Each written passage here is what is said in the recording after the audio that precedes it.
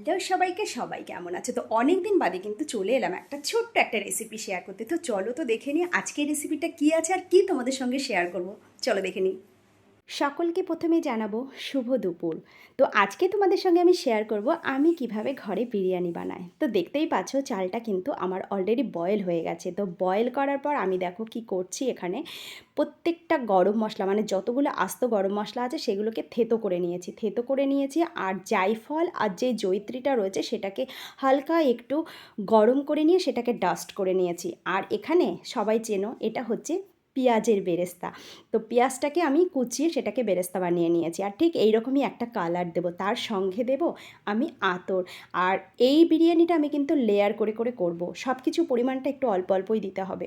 আর এখানে একটু রাইস তুলে নিয়ে একটা ফুড কালার দিয়ে দিয়েছি, আর এই ফুড কালারটাই কিন্তু আমার ভীষণ ভালো লাগে। এখানে আমি একবারে ঢেলে দিই না, আলাদা একটু রাইস তুলে নিয়ে সেটাকে মিক্স করে দিয়ে দিই। আর রয়েছে একটা বিরিয়ানির মশলা। তো এই বিরিয়ানি মশলাটাই কিন্তু আমি ইউজ করি, আর ঠিক যেইভাবে আমি তো রেডি করছি ঠিক এই রকম আমার খুব পছন্দ হয়।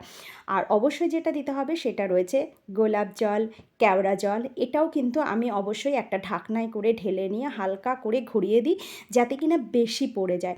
তো আমার মনে হয় এটাই আমার কাছে সবচাইতে সেফটি, যাতে পরিমাণটা অল্প হয় আর অল্প হলে না টেস্টটাও ভালো হয়। যে কোনো কিছু যদি বেশি পড়ে যায় না তখন আর ভালো লাগে না। আর আলুগুলোকে আমি সেদ্ধ করে নিয়ে ঘি দিয়ে ভেজে নিয়েছি, আর সেদ্ধ করার সময় অবশ্যই আমি একটু ফুড কালার আর একটু মিষ্টি আর একটু লবণ দিয়েছি। তো সেই কারণে আলুগুলোর মধ্যে কিন্তু মিষ্টি লবণ সবটাই পরিমাপে যাবে। আর অবশ্যই কিন্তু এটা আমি লেয়ার লেয়ার করে করেছি, তোমরা আগেই দেখেছো ঠিক একই পদ্ধতিতে আমি আরও দুটো লেয়ার করব। তো এরকম করে যদি লেয়ার করে করে করা যায় তারপরে লাস্টে আমি যখন হালকা স্টিম দেবো না তো সবগুলো মিক্সড হয়ে যাবে আর খেতেও কিন্তু দুর্দান্ত সুস্বাদু হয়, যেটা আমার কাছে ভীষণ ভীষণ প্রিয় হয়।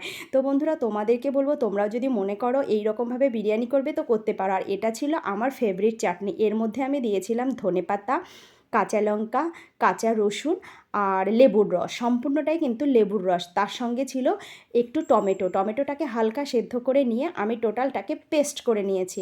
আর দেখতেই পাচ্ছ ফাইনালি কিন্তু আমার বিরিয়ানি এখানে রেডি। তো তোমরাও যদি মনে করো যে এরকম গরম গরম বিরিয়ানি খাবে দুপুরবেলা, তো কিন্তু আমি বলবো না যে আমার বাড়িতে এসো না, অবশ্যই আমার বাড়িতেও চলে আসো। আর নিজেরাও যদি পারো ঘরের মধ্যে তৈরি করে খাও তাহলে কিন্তু মুখের স্বাদটাই কিন্তু চেঞ্জ হয়ে যাবে।